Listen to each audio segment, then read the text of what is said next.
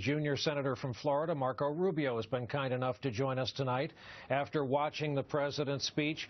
And Senator, first of all, just the tone and tenor of the president tonight.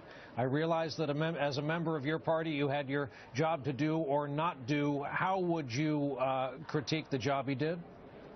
Well, look, I think the problem with the president's speech tonight, in my mind, was that his goals and his policies don't match up. I think he's exactly right when he says that one of the fundamental challenges of our time is this disconnect of middle-class life in comparison to what it was in this country a decade or 2 decades ago.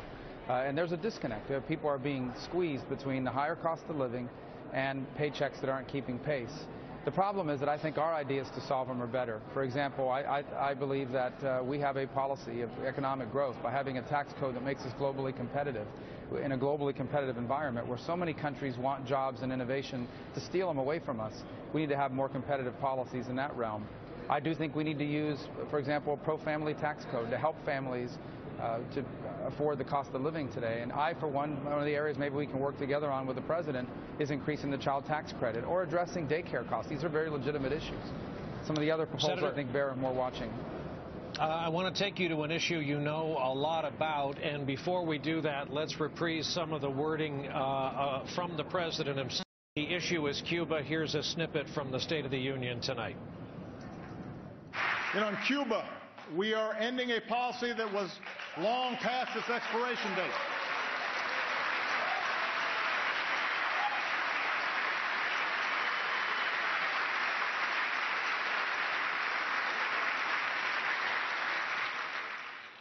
When what you're doing doesn't work for 50 years, it's time to try something new. Senator, that last bit, what the president said, not the first time he has said it. You're very close to this issue. Both of your parents came from Cuba. The latest NBC News poll is roughly 60-40 in favor of the president's initiative to normalize over time. Those talks start in the next 24 hours. For those who don't follow the minutia of this, what's your problem with the president's opening to Cuba after 50 years? Well, I think he's right to say that when something doesn't work for 50 years, you should try something new, but he should have tried telling that to the Cuban government. For over 50 years, they've tried tyranny and communism, and it hasn't worked. The Cuban people today have a standard of living well below that of virtually every other nation in the hemisphere.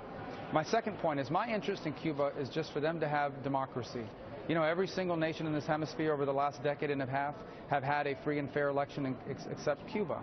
And that's what I want Cuba to have. And the problem is no one can cite for me, even to now, a single contemporary example of where a reluctant tyranny has turned into a democracy simply because you have more economic trade or more tourists visiting the island. I just think that the president here did not get enough concessions on democracy opening. If these changes had come as a result of some concessions on the part of the Castro regime to provide an opening for free society and democratic openings, we would have been open to that. But to simply give them everything they want in exchange for the release of 53 people, 5 of whom have already been rearrested.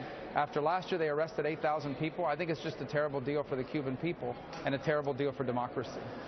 Let me try this. There's a reason certain groups are dropping balloons, are dropping thumb drives over portions of North Korea in hopes that North Koreans will see American culture, newscasts, television shows, movies to see the power of our free speech and culture and what that can have over a society.